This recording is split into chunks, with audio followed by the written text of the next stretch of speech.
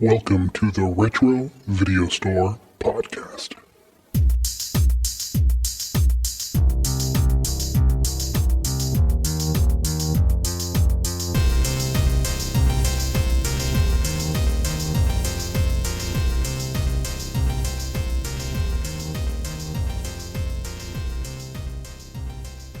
Welcome, everyone, to the Retro Video Store Podcast. I'm your host, Eric. Hi, Eric. And that's my co-host, Neil. I'm Neil. And who is out there with Whitman, Price, and Haddad? Little callback to last week.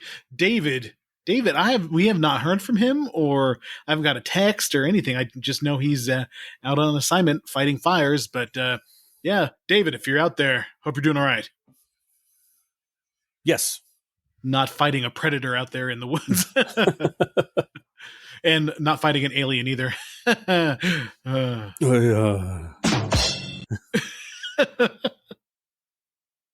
don't get it. Like some of those clips that I sent him about. I know. I know. I was there for those. Yes. So, David, we miss you. Hope you're doing well. Today, we're going to talk about Predator 2 from 1990. And this kind of set me off on a bad sequel kind of mood. So next week, we're going to do RoboCop 2. You think this was a bad sequel? I mean, it's not as good as the original. It's definitely it's entertaining for sure. And we'll get into that. Just like RoboCop 2 is entertaining for sure, but it just doesn't match the original. They both have their merits, but they're not as original and fun as the first. So, but we'll get into that in a minute. You know, let's do what we always do. Neil, what did you watch this week? Quite a bit. We'll just hit the highlights. Okay. I went to the theater to watch. Speaking of bad sequels, I went to the theater to watch Jurassic World. How was it? Okay. You're going to be shocked, but there's like a group of innocent people who kind of wander into this dangerous ass situation. And then there's a group of professionals who are trained to deal with this horrible ass situation, all being warned by the scientists who are making the horrible ass situation. And then characters who we don't really flush out, they get killed. And then somehow miraculously, all the ones that we are supposed to care about make it all the way through to the end with this big message of like, oh, just because we can, does it mean we should? Yeah, they touched upon that in the first movie. Every fucking Jurassic Park movie is the same Jurassic Park movie. Well, and just new characters and sometimes new dinosaurs. It's like, all right, cool. You know what? Seeing people get off by dinosaurs occasionally, pretty damn entertaining. But this was, I wasn't going for high cinema. I was going to see rubber lizards eating people. Mm-hmm. Or CGI lizards. I want rubber lizards. I want that methed out, like shaken Tyrannosaurus from the first one in the rain. You know I'm talking about that just vibrating. That's my dinosaur. That's the dinosaur I want. Dinosaur. And let me guess, the experts get killed, but the amateurs survive. I'm not going to fucking give it away. You're either going to watch it or you're not. Okay. Oh, I'm not going to watch it. There's going to be an afternoon where you're going to be sitting, or you won't feel good. You get home, you're like, Jurassic World. What the hell? Yeah. What is the one with Chris Pratt that started the kind of resurgence of the Jurassic? It was right before this. Which Jurassic? Yeah, there was a group. Jurassic World. Jurassic World. And this one is Jurassic Park Lost. What is the new title for these? Jurassic Park Lost. Well, that's the one I watched. And then I did watch Jurassic World with Chris Pratt. Mm-hmm. I did watch that after. But anyway, I'll watch some Jurassic Park. I figured, fuck it. We'll just watch some dinosaur movies. Then went on a comedy spiel and I watched, why does that keep popping up? There's this weird random thumbs down that keeps appearing on it. Yeah. I'm just sitting here talking, like literally got my hands on the edge of the chair. I'm not doing this. It doesn't read that, although the sun is behind me. All right. Yeah. So there was a made for TV movie, Heads of State, with John Cena and Idris Elba. I've heard about it. I haven't seen it yet. Is it on a streaming service? Yeah, it's Netflix or Paramount or something. I don't know. Mm-hmm. I just was going past it and I'm like, that looks stupid. I'll watch that. And you know what? It wasn't, but it was funny. It had moments, so that wasn't too bad. And then I'm like, well, I need something really funny. So what am I going to watch? It's really funny. Watch Death at a Funeral. Mm-hmm. That was really good. Watched Predators, the one with Adrian Brody. I wanted to see that. I almost started watching it, but then got distracted. It's not bad, but it's not bad. I hear that's good. I want to watch that one. Yeah, definitely. You should pick that one up. And then watched Killer of Killers. See, that's what I really wanted to watch this week, but didn't get to. How was it? It was good, and I really, really enjoyed the ending. Was it like an anthology of different, stories, or was it one main story? So it's one main story, but they tell the story of how the three characters are woven into it. Okay. It was pretty good. It was pretty good. I enjoyed it. I was thinking like after a while, because it does that like jerky kind of animation like they did with the Miles Morales Spider-Man. Mm-hmm. I thought like, okay, this is going to get old. But then after a while, I just kind of, my brain tuned it out and I was good with it. I enjoyed it. It was definitely something that you could not have done as a live action film. There were some nods to, I believe, Prey, the one with the Native American woman. Mm-hmm. There was a nod to that. Oh, and speaking of which, Jurassic, whatever, the one that just came out, kept dropping little things from the first movie as the movie went on. And I was surrounded by people like, oh my God, that's from the first movie. Oh my God, they're talking about the first movie. That always reminds me of South Park when they call it member berries, where, remember that? Remember this? Remember that? Do you remember that? I totally remember that. Remember that? Yeah. Anyway, that's everything I watched. Every like movie wise, what I watched. I started a couple of films, but maybe got like a minute or two in and something happened just because things happen. So that's the most memorable stuff that I watched. And I can't think of any sports that have been on. So I know that you probably had some time to watch some movies. Yes, I've been watching a lot of movies, and for some reason, it's just like how Showtime has been showing The Godfather 1 and 2 over and over again, and I wind up watching at least an hour of each, depending on what I get into them. HBO has been showing Dune and Dune 2 over and over again, so I must have seen the ending of Dune 2 3 times this week, and it's always the last hour where everything gets really, really good, and I sit down and go, well, this is what I'm watching. So I start watching the end of Dune 2, and it just fucking kicks ass, and I've just really got into that, and then it's so good, just fucking good. Just Paul and Feyd-Rautha's duel at the end, and just the whole, everything, just fucking so good. So I spent like 3 hours watching that this week because it's just always on HBO Max or on Max. Then I watched Silence of the Lambs was on, and that was one of those like like caught that starting from like the half hour in. I ended up watching all of that, the rest of that movie. Mm-hmm. And it's just so good. So good. And just a perfect movie. It's one of those movies that's just so efficient and just effective and fast. There's no fat on that movie. It's everything just keeps going and going and going. There's no like, scenes where like now you have to have all these prerequisite scenes where people doing things solo before they meet each other, and things are spoon fed to you, where in the Silence of the Lambs, you have to keep up. There's a little bit of exposition, but you got to fucking keep up. You got to pay attention to what's going on. And I watched that. I think it's fucking amazing. Then I watched a lot of like documentaries about body horror. What was the flick you sent me that you said just grossed you out? Because when we were talking earlier this week, you said there was The Ugly Stepsister. The Ugly Stepsister. What's that streaming on? It's on Shudder. The Ugly Stepsister. Okay. Yeah, that is the most stomach churning movie I have seen in such a long time.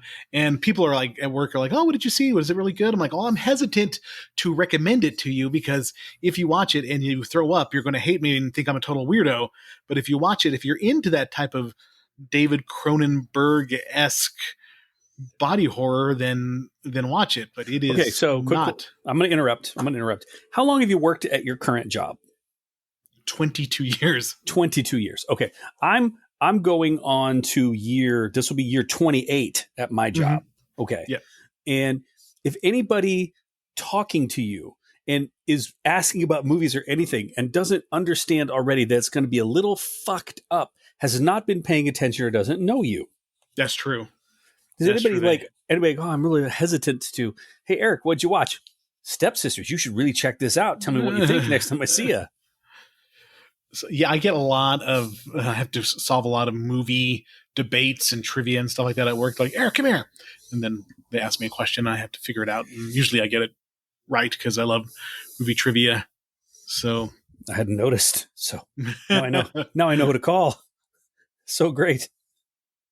So I was watching a couple of reviews on, body horror movies and talking about Cronenberg. And I was watching that Red Letter Media, the guys who do the Half in the Bag podcast. They did a review of The Fly, and they brought up some really good points about how lean that movie is too, where, your characters just come in, they start talking to each other. You're supposed to pay attention to what's going on. There's no scenes before explaining everything. That is the movie going that I really enjoy, where it's like hour and 40 minutes. Here we go. There's Gina Davis blows Brundle Fly's head off. She's weeping. Movie over. There's no post credit scene of her and recovering or anything like that. It's just tragedy. Fuck you. Movie's over. that kind of and that's the way The Ugly Stepsister ended too. It's just the two characters decide they need to change their fate. They decide to leave, and then it's over. It's just done. There's no post, explanation on anything. It's just hope. Maybe it's hopeful, maybe it's not. I don't know. It's kind of up to your interpretation. Mm-hmm. And I kind of like that. I like that kind of ambiguity in what's going on and what happens. Yeah. Okay. I saw that Sinners is on HBO, and I want to watch it this week. I just haven't had a chance to yet. I'm not even listing Sinners because my wife loves it, and I don't know how many times it's been on. Quite a few. Mm-hmm. Quite a few. Actually, that was a topic of conversation, and I'm going to go off the rails here. So we went to go watch the Jurassic Park movie at this theater that's local that serves food. So you can sit down, you can have like dinner, and you can get like a legit drink. Or soda, whatever, all that stuff. So they have like an old school thing where you can walk right up and get your ticket on the spot, or you walk up, you scan, and it prints your ticket, and you just kind of wave it at them, and then you go in. So we scan our barcode that we have. These people are already waiting to buy their ticket, but we get ours, and we go right next to where they're at the kiosk is right where you buy the popcorn and the sodas. So we go over to it, and the girl comes out, she waves at us, goes, hey, gives them their ticket. And then the guy's like, well, okay, well, we want 2 large Cokes. She goes, I'm sorry, you've got to go to the other, you got to go around this thing, go here, that's where you order the food. So he gets back there and he's bitching the whole time. He goes, why do they get theirs first? We were there first. I don't want to sound like a grouchy old man. I'm like, look at him and go, too late, partner. Too late. And my lovely bride is like, stop what you're doing. Stop what you're doing. Quit that. And I'm like, okay, fine. And then I'm hearing them talk about their seats. They're right next to us. Uh-huh. So as soon as we sit down, we scan we code, and we're picking out what we want, man. These guys, they had like a great quesadilla. They got this kick-ass pretzel, and we're ordering all this food. And he's like, yeah, I can't. I like this theater, but they got that food thing, and that's just the dumbest thing I've ever heard in my life. I would never want to eat any of that, and blah, blah, blah. And then here comes the girl as soon as he does it with the food, bringing it all down. I'm looking at the guys, like, got a big basket of fries. Like, would you like some of these fries? You guys want some fries? You guys good? And it's just the grouchy old prick. Sorry, that was the experience with that. That sounds funny. Yeah. This was the same guy, because you were talking about spoon feeding stuff. He was complaining about the last movie he had seen there was Oppenheimer. how it wasn't that like 2 years ago. It wasn't that. Oh, it's not that great, and it was just hard to understand. Like, yeah, you had to listen. You had to know a little bit. You had to pay attention to what was being said, and they didn't just give you everything. I enjoyed that. It just dialogue nonstop, just going through all this heavy shit. Great movie. Loved it. Fuck that old guy. Yeah. That just drives me nuts when people can't follow what's going on. Who's that? What's going on here? I don't understand. Mm-hmm. You shouldn't be allowed out in society. Yeah, and there's a similar movie theater here in Colorado Springs called the Roadhouse Cinema, where you can print your ticket, you go sit down, waitress comes up, you order your food, you can get beer and stuff like that. They have amazing green chili waffle fries that you can get covered with shut up. Covered with chicken, like popcorn chicken or grilled chicken or whatever. Shut up. And you can they get the best popcorn, but it's the saltiest ass popcorn I've ever had in my entire life. So good. Well, super salty. Then you got to get a big ass drink to go with that. Yeah, you get a big drink to go with it. But we went, I can't remember what the hell we were saying, but there was people next to us and the guy was the exact same way. What? Where's the waitress? How do I order? What's going on? No. I'm just like, God damn. It's the same people who are confounded by the line at like Taco Bell or something like that. What do you got here? What? You're just like, it's Taco Bell. It's the same menu everywhere, partner. But though, I don't want to sound like a grumpy old guy. And I just turned around and I'm like, too late. I had just gotten done at the gym. When you just get done lifting weights and you just feel like you're huge and pumped. I mean, I'm not a tiny man, but I'm not exactly like overwhelmingly large. But I personally believe it's obvious that I lift a weight or two. And I just looked at it and I just wanted, at that point, I felt like I was seething with testosterone. I wanted to pick him up and shake him. And my wife pointed that out to me. She goes, no. So you were feeling the maximum pump there? I felt the pump and I told him, it's like, look, I did the pectorals, I did this, and I did with the latissimus this way. And standing in the theater, like my pectoral, it looks good like this, but in this light, how does it look? It looks spectacular. Exactly. Maybe we should do Pumping Iron. That would be our first documentary. Poor everybody, not Arnold in that movie. He was running a master class. Yeah, he was living rent free in everybody's brain. It's not the way you put the 5 pound. Even if it's 5 pound, you put it on like this. If you have not seen the documentary Pumping Iron, it's just an amazing documentary with Arnold just at his peak. This charisma and psyching everybody out, and it's funny. Very 70s, early 80s. Just it's a time capsule of interesting of just, it's hilarious. But speaking of time capsules, Predator 2 takes us all the way to the futuristic time of 1997. Or what Fox News wishes America was. Yes, the first. Well, before we get into that, let's do the Internet Movie Database tagline. The Predator returns to Earth, this time to stake a claim on the war-torn streets of a dystopian Los Angeles, because the entire city is in chaos, not just several square blocks that need the National Guard to come in to help restore order. No, the whole fucking city. Fucking ball bags. Anyway. Yeah, the beginning of this movie, we'll talk about it, is like a Fox News fever dream. It's a wet dream for Fox News. The cops in the drug cartels are shooting it out in the middle of the street, and cops are getting killed left and right, and the reporters. We're here on the streets right now, Eric, and there's a lot of heavy gunfire, and I hear that Hunter Biden's laptop is to blame.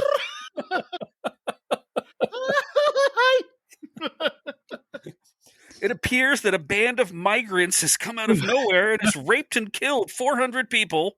They have leaf blowers. Yeah, it is just... Someone assaulted me with a large bag of oranges from the corner.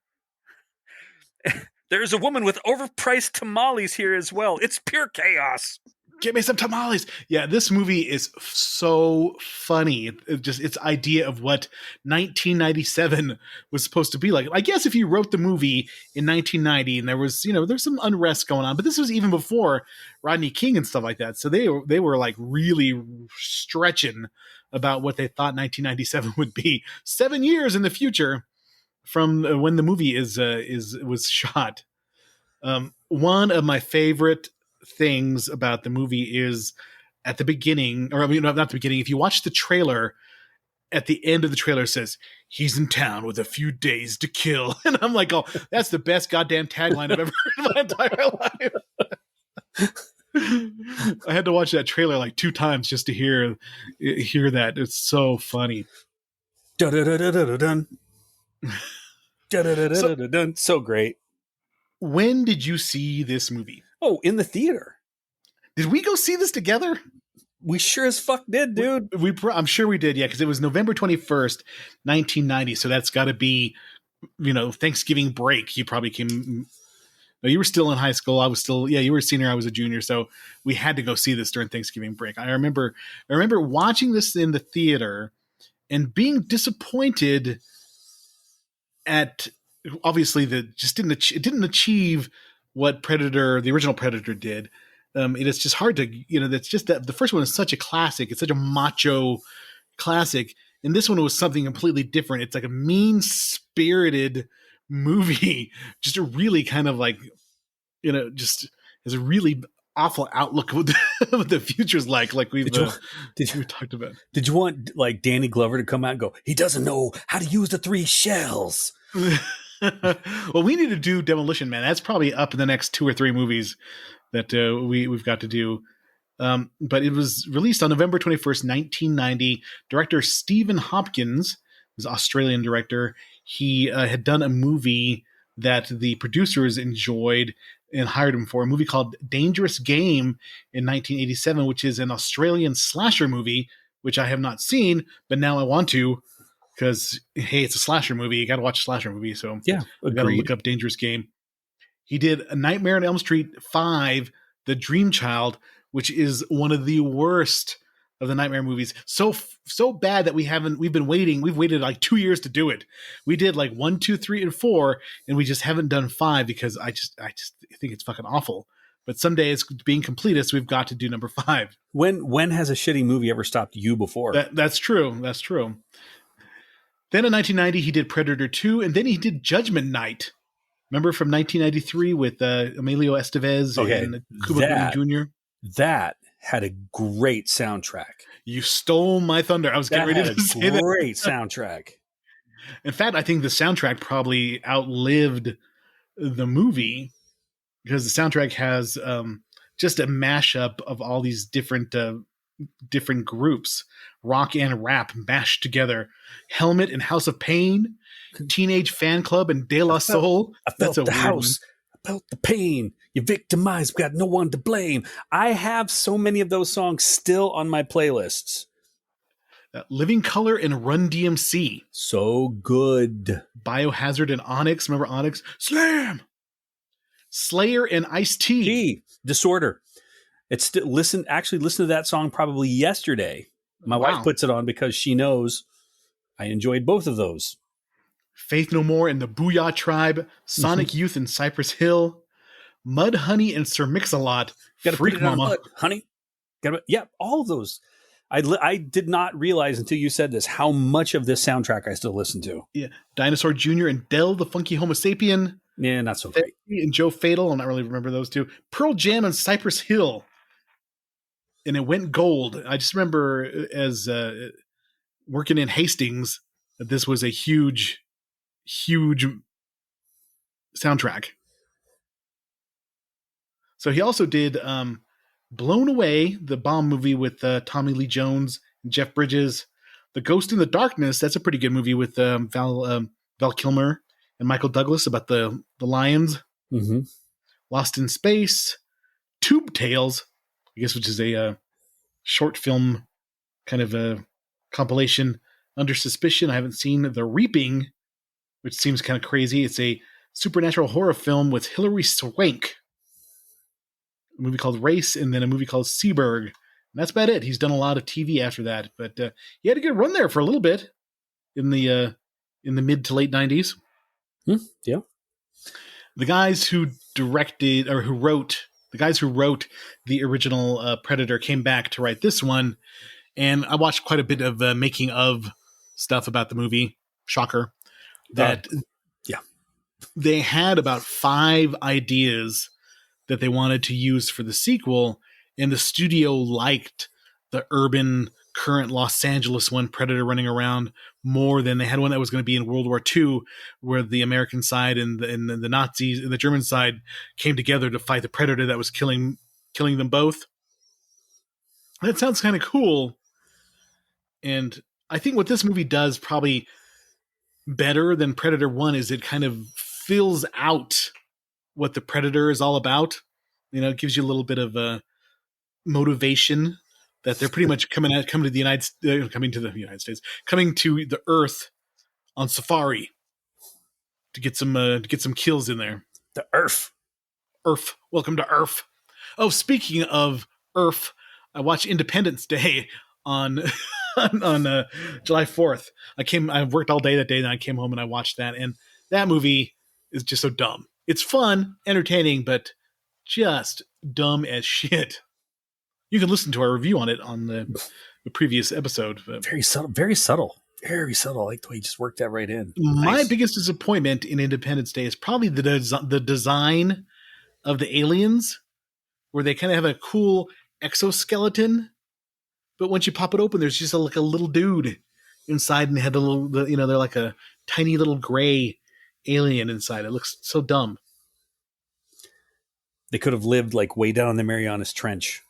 And they don't really show you a full shot of the exoskeleton-looking aliens. In Independence Day, the new one, there's a giant one running around and all that kind of stuff like that. That movie's awful.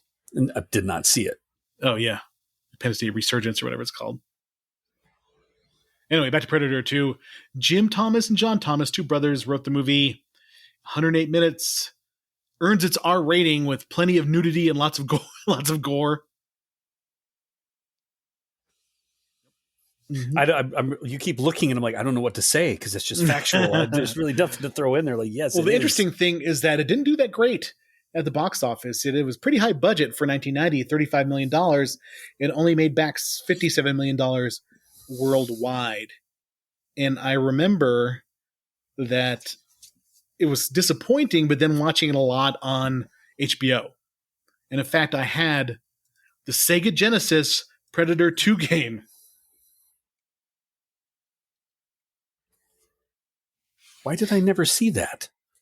Yeah, if you look at, and it's like a top down, and then the side scroller, and then some top down on Sega Genesis.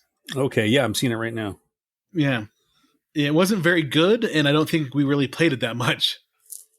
I think we probably played Michael Jackson's Moonwalker more than we did. More than that. Predator 2. Shamona. Where he kicks a little, the Michael Jackson avatar thing. You can flip your hat at somebody, and then you kick at them with a sprinkle of little dust on them to make them go away. Yep. You know the problem Michael Jackson has with 25-year-olds? What? He doesn't. There's 20 of them. Thank you. Thank you. Why was Michael Jackson at Kmart? Why? You heard they had boys' pants half off? Boom, boom.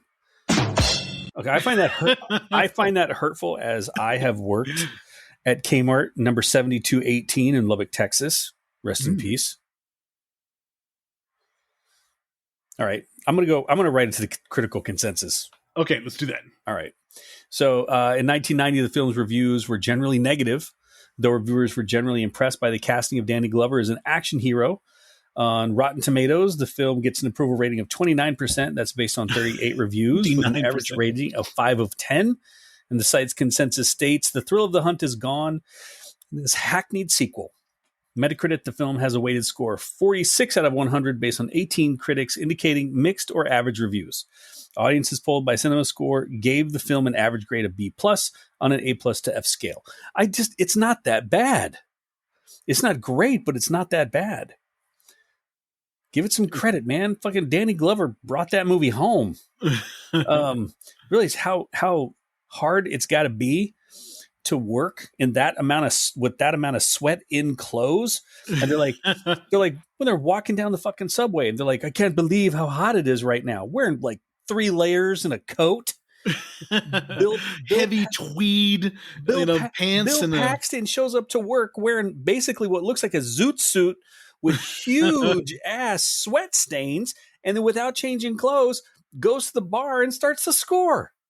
Give the man some credit. This film. All right. The reviewers for the Washington Post were split.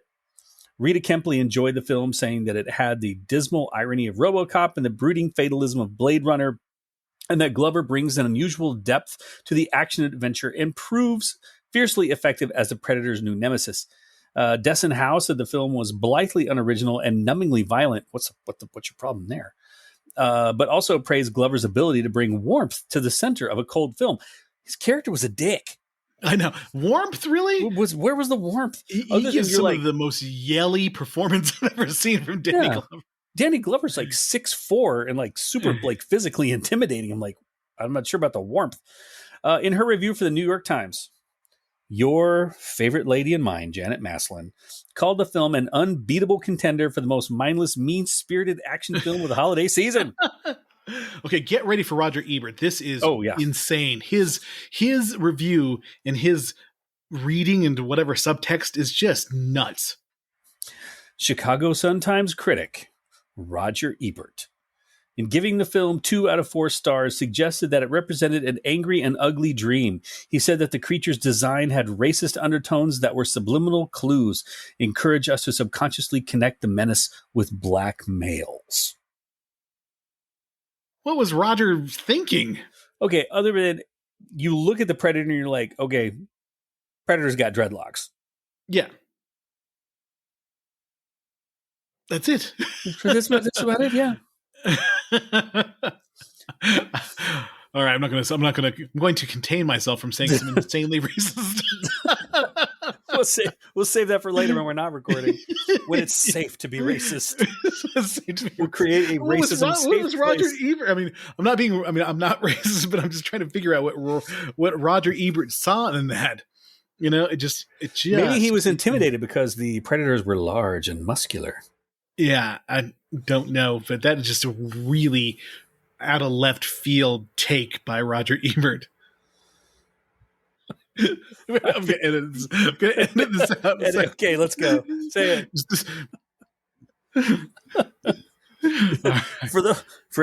For everyone just coming back, Eric has just edited out what's perhaps the funniest, most racist joke he's ever heard.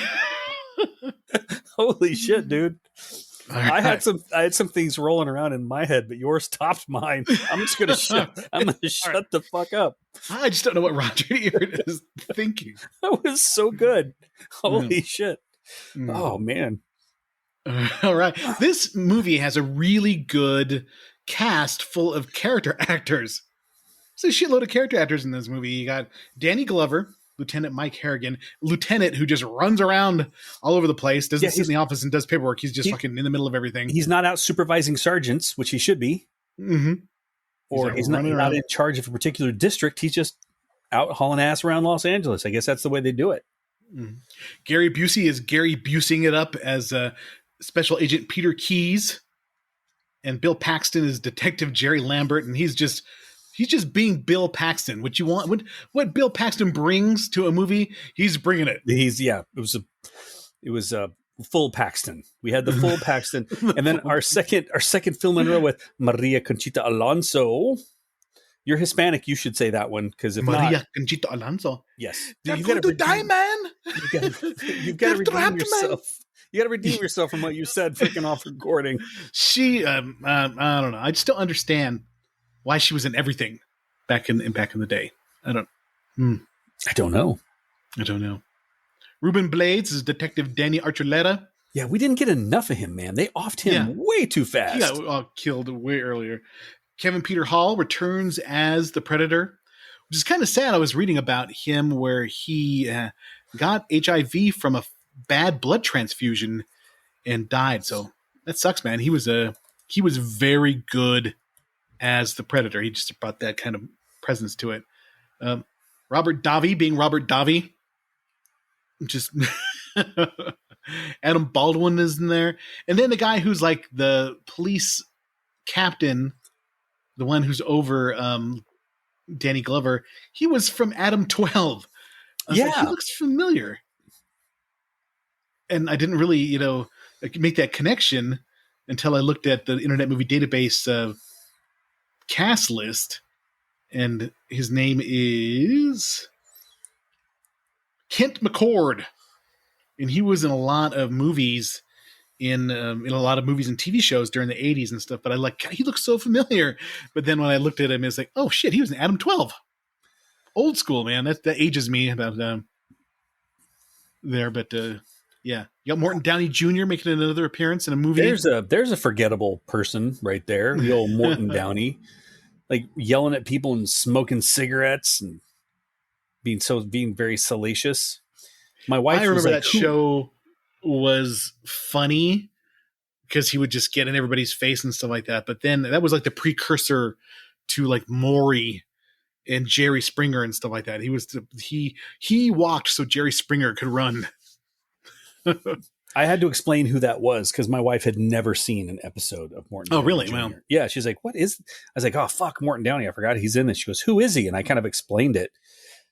And she was like, why would you have watched TV like that? It's like, you couldn't really help it. You turned on late night TV and there it was, because some of us didn't grow up with, cable. So we had very few options.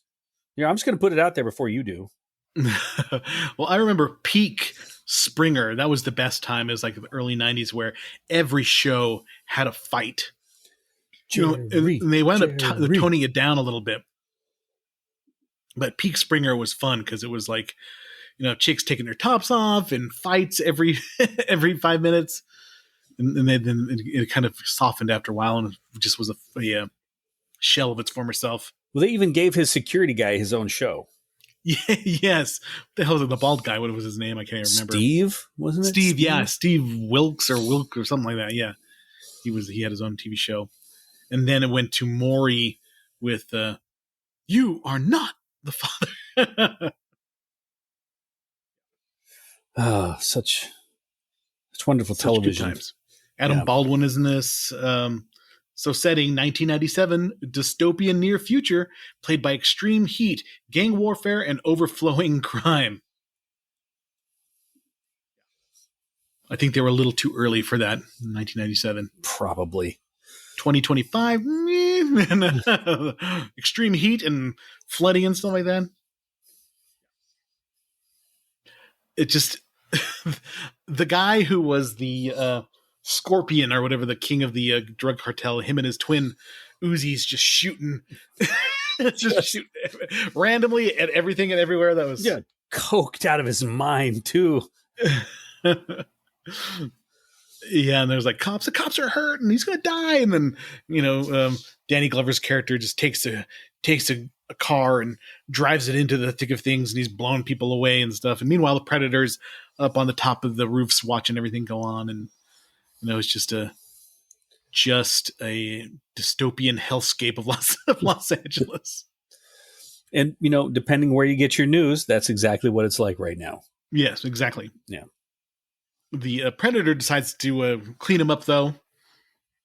My favorite weapon of the Predator in this one is the net gun, where it pins you against the wall and just slowly, turns you into a Swiss cheese. Which seems wasteful because then you don't get the skull. Yeah.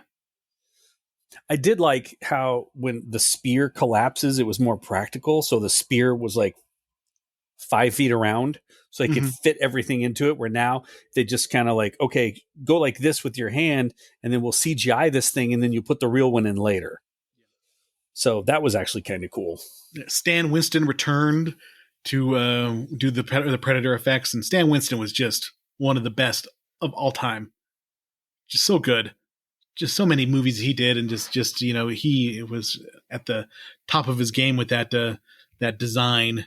And just so many good things that he did. I I think that the Predator is probably one of the more memorable monster designs ever. I think the alien, the xenomorph, is A, and then the Predator is like B when it comes to creature designs. I don't know. I'm more about the Predator because there's so much variety. Yeah. What's the new one that's coming out on Netflix? Looks Predator Badlands, where some of the predators look a little more human than. It's an interesting one where it's like almost a whole movie based around predators with maybe one or two human characters versus the opposite where the predator comes to a human location. It looks interesting. Some of the predator designs are a little odd, but I'm interested to see how that goes. Scheduled for a theatrical release November 7th, 2025. Okay. Oh shit! Speaking of scheduled for theatrical release in November, The Running Man. Did you see the trailer for The Running Man? So when we went to go see Jurassic Park, they had the trailer for it, and it looked more like what I had imagined it would with the book. Looked fantastic.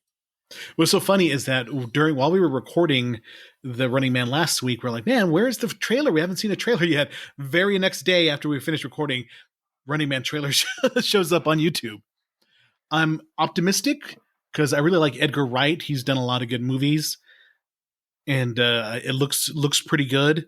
And it's like a global thing where everybody hunts the Running Man, where it's not just the stalkers. It's just the longer that he lives, the more money that he will get. Mm-hmm. And if you kill him, the more money you get. So it looks like it's going to be pretty good. I'm excited for that one. Lots of Stephen King adaptations coming out. Well, he's a prolific kind of guy, if I can actually get the word out. Yeah. But so going back to Stan Winston, he has done so much. He did Dracula's dog, also known as Zoltan, Hound of Dracula.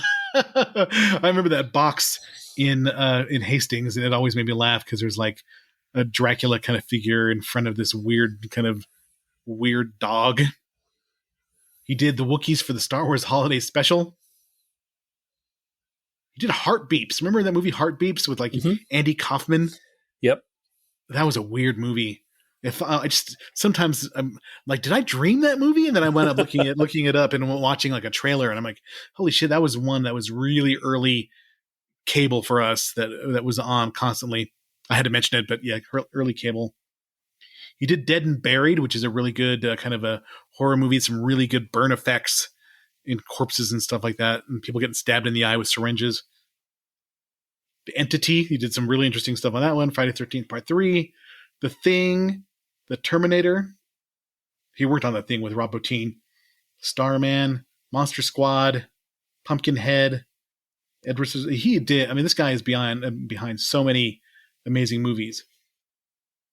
Jurassic Park, obviously, behind the T-Rex. If you do the T-Rex and the Velociraptors, that's like about as good as you can get. God damn it. Jurassic World Rebirth. Maybe that was the title. Uh-huh. Okay, sorry. It's just been bugging me. I can't remember. I just watched it with, okay. That was it. So yeah, he was responsible for so many good movies. So rest in peace, Stan Winston. He left a mark. So the Predator is unseen except for his masked, kind of cloaked version that Danny Glover sees originally on top of the building, where apparently he's afraid of heights, which I would be too because he's standing right on the edge and stuff. But the cloaking looks cool. The effects are good, and like Neil said before, this is not a great movie. It's just entertaining. It's the problem with this medium. People aren't going to get like the subtle movements of the head. Like, yes, exactly. What was it with Jamaican drug posses in movies? You know what? As long as Steven Seagal wasn't coming up trying to like dance up on Jamaican women, screw face gonna do ya, screw face. Well, I almost picked I'm gonna March get you, for Death. Claude. No.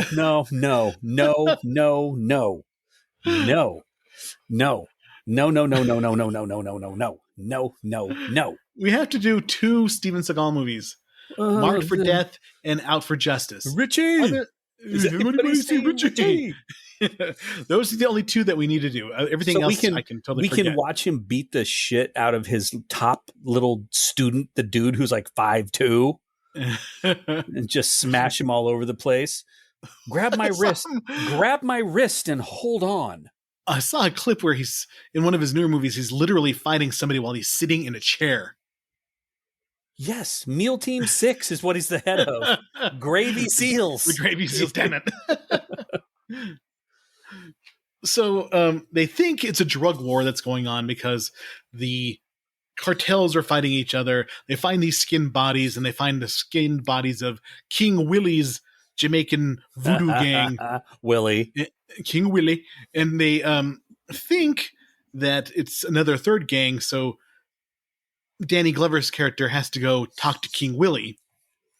And then, of course, King Willie meets his demise in my favorite shot of the movie, where they actually don't show him dying, but you show him screaming, and they cut to the head with a scream. Scream is like locked in place. Locked in place while he's carrying the head away. That I always thought was a fun and cool part of the movie. That's the part of the movie I remember the most out of every part of the movie, is that part was done pretty well.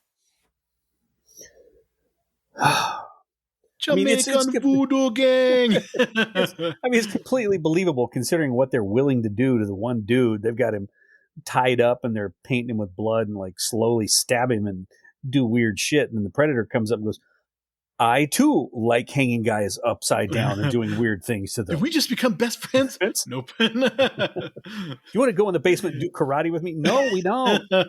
He just wants to sit over there in the corner and go. So one thing that bothered me is when the Predator kills the cartel, when the guy's having sex with the lady and whatever, and they come in, the Jamaican guys come in and hang him upside down or cut out his heart. When the Predator kills the guys in the gang, he shoots his little spear thing, but when they look at the evidence, the spear is way the hell in the corner at the top of the apartment. I'm like, how the hell did it get there? And I don't know, that always bothered me. What was the trajectory of that? Voodoo, Eric. Voodoo. There was voodoo afoot. Yeah. The Predator took some of that powder from Serpent and the Rainbow. Got that guy. Yeah, there's been a small voodoo theme going on here. People were just overly scared of Jamaican voodoo back in the day. And this was the movie he's like, well, might be a little bit racist, might be a little bit worried about it. Okay. Mm-hmm. Yeah. But Danny Archuleta, Ruben Blades' character, goes back to investigate, and he gets quickly killed by the Predator. And the Predator does the same thing it does in the first movie. It can mimic or hears you say something, and then it records it so it can say it later. Like, want some candy? Or shit happens. Shit happened. Just for the right ironic moment for him to say a one-liner. The Gary Busey's group say they're the feds, but then you can read between the lines that they know it's an alien.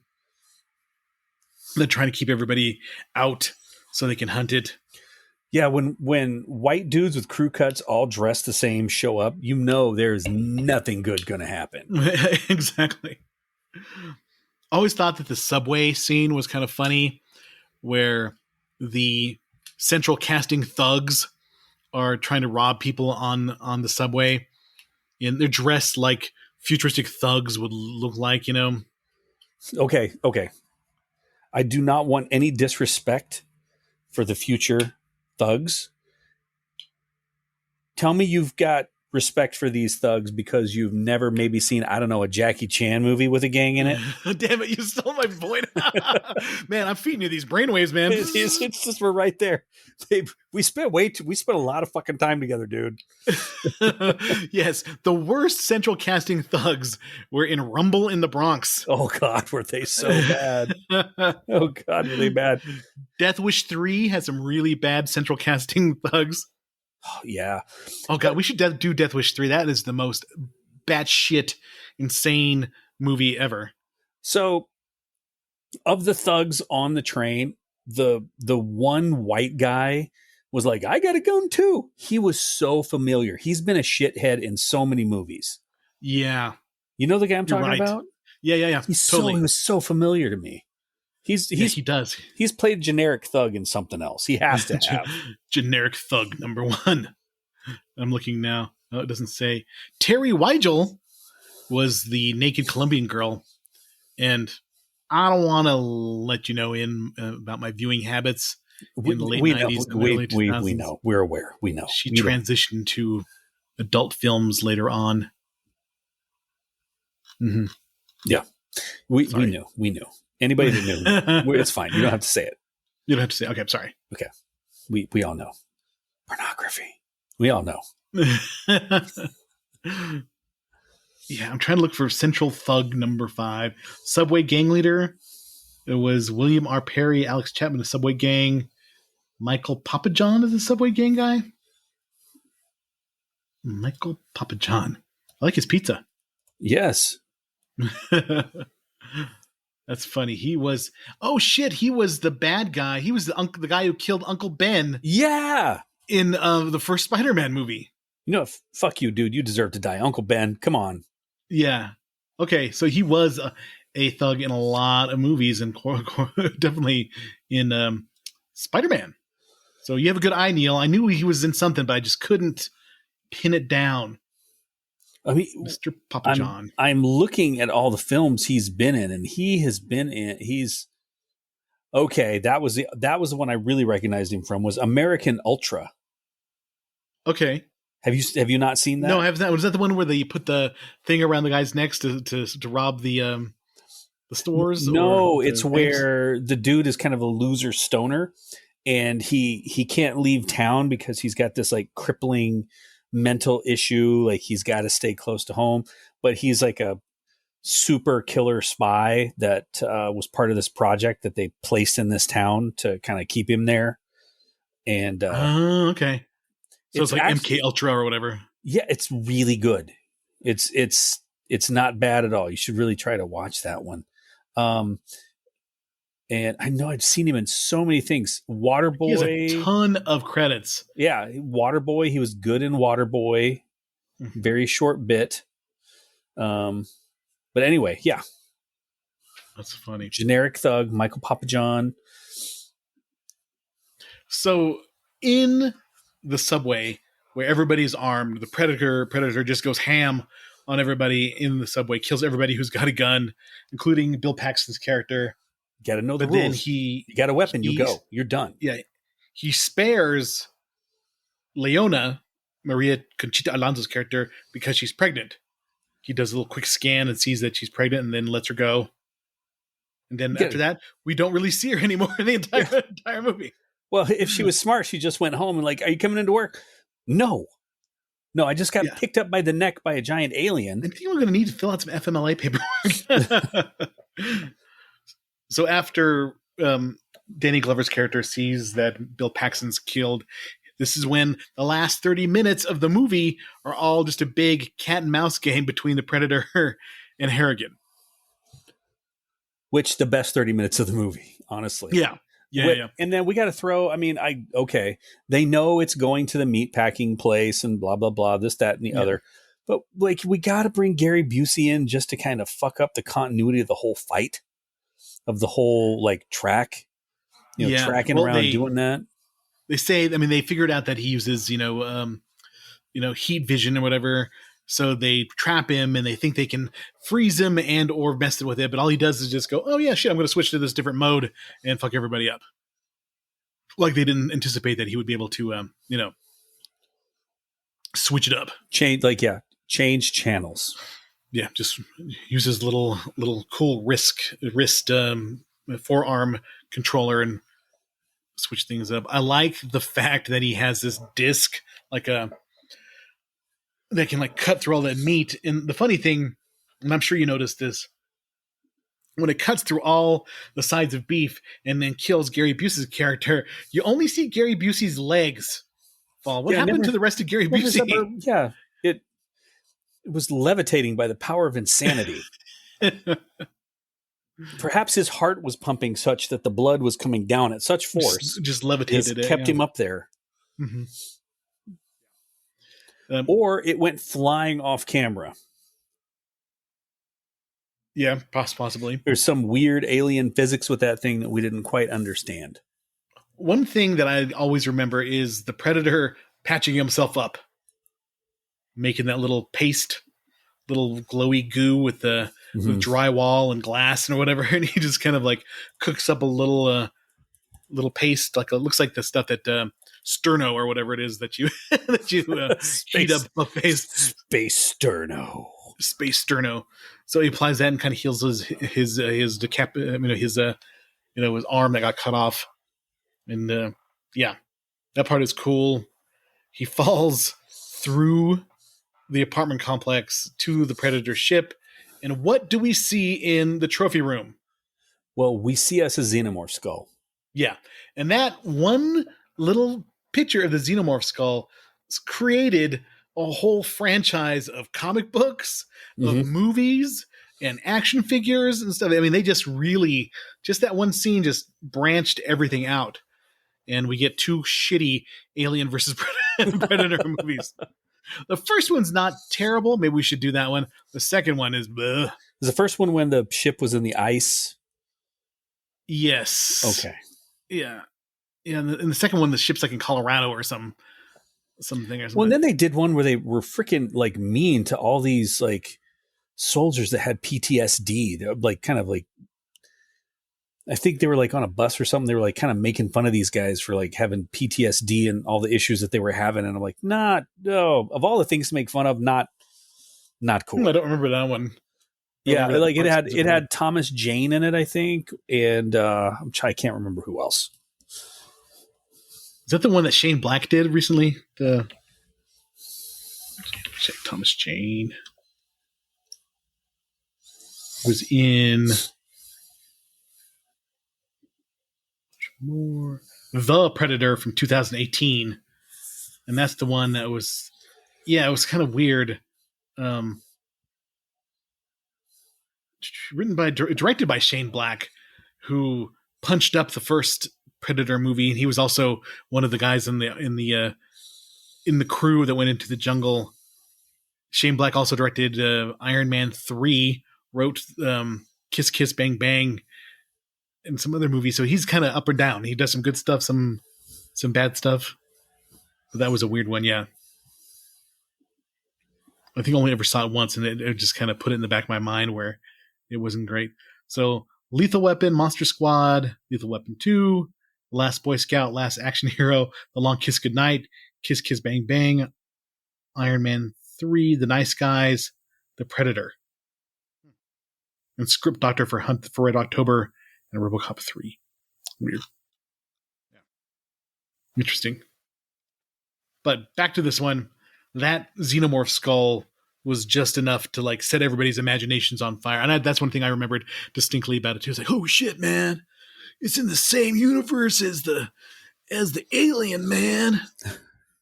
And this was before there were shared universes, which is so fucking common now. It's not even a novelty anymore. But back then that was really a big deal.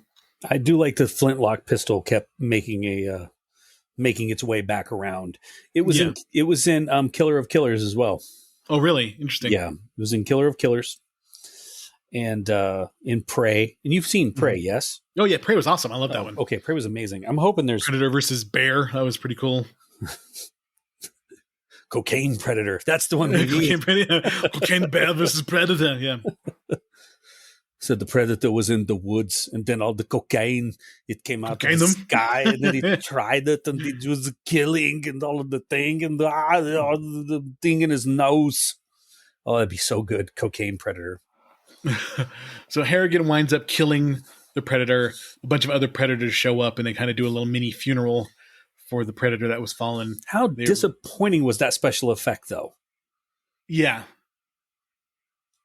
The way they kind of morphed into the scene or whatever. And then you could tell that they were like laid in by green screen and that they weren't there. That was a little bit disappointing. I mean, some of the green screen work was bad. Just like the smart disc thing when it was flying through the the slaughterhouse and stuff, it didn't look very good either. Yeah, I mean, it was cool at the time. It was cool, but now looking at it, I'm like, oh, I don't really like that quite so much. Mm-hmm. But if you haven't, dude, you have to watch Predators. All right, it'll be on my list this week. There is some stuff in it that's so blazingly obvious that I got a little bit upset. Like, do they think I'm an idiot? Then I realized, like, oh yeah, they are making the film for idiots, so that's okay. Yes. So if you have not seen Predator 2 and you're a Predator fan, definitely watch it. It's not bad. It's got some good parts. It's just a weird tonal shift from the original one to this one. It's got this weird mean-spirited edge to it, which is kind of fun in a way. Predator in the hood. Yes, Predator in the hood. Before the Leprechaun, there was Predator. Don't sully either of these film franchises like that, sir. Not necessary. Leprechaun. How many Hood Leprechaun movies are there? That Leprechaun Back to the Hood? That's a really good question. I don't know. Yeah. If your franchise is going into space or in the hood, you have lost its way. You're having some issues. Although I haven't seen it yet, Final Destination Bloodlines broke the curse of having a movie named with the tagline Bloodlines not being terrible. Okay. So I'll have to see it. I know it's on demand already, so I'll have to check it out as well because I love the Final Destination series. We are up to 4. We haven't done that one yet. Did we do 3 recently? God, they're all it's all a blur. They all kind of come in together. This is 5 years of this now. Yeah. We're on 5. In fact, on July 19th will be the 5th anniversary of the Retro Video Store. Yeah, and we're approaching. That was some pretty powerful table thumping right there. We're approaching our 250th episode, I think. Let me double check. It's a landmark that's coming up, and we're probably going to have to revisit one of our favorite movies. Oh, Conan, you got it. No problem. Yeah. I'll watch that happily. Don't bury the lead.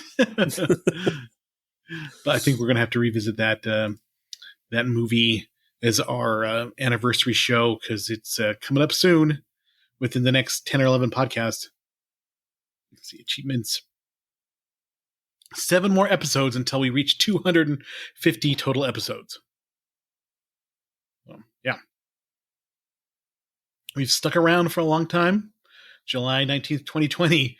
We've been doing this screaming into the void for 5 years. Three idiots. Countless opinions. Yes, but we appreciate every one of you who have listened to any of our episodes. We thank you so much. If you want us to read an email, just send it to rvspodcast222@gmail.com. Send us a message on our socials, Instagram and Facebook, and go to buymeacoffee.com and look up the Retro Video Store if you want to contribute to the cause.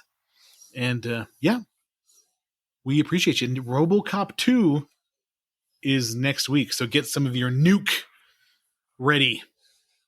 Mm-hmm. Did you ever see the new? The new RoboCop? Mm-hmm. Did you ever see that? No, it's because it's fucking PG-13, so I'm like out. Yeah, I didn't want to see it for that reason either. You know, I'm hoping though, year 5 though, that we would have gone from 4 listeners to 5 listeners. So fucking tell your friends, quit slacking. Actually, this month is going pretty good. We're doing movies people have seen, which is nice. What is this movie from Italy? Where and when? What? Yeah, actually, what surprised me, one that really was a dud, was Anaconda. That's people did not listen to Anaconda, which I think we did a good job on. So no, a lot of people don't want none. Yeah, that if you got done, son. No, maybe no, they just don't want any Anaconda. What the hell are you talking about? You do side bends or sit-ups, but please don't do that butt. Anyway, thank you so much, everybody. We appreciate you. Look for us next week with RoboCop 2. Yeah, everybody, have yourself a good week. Thank you for listening to the Retro Video Store Podcast.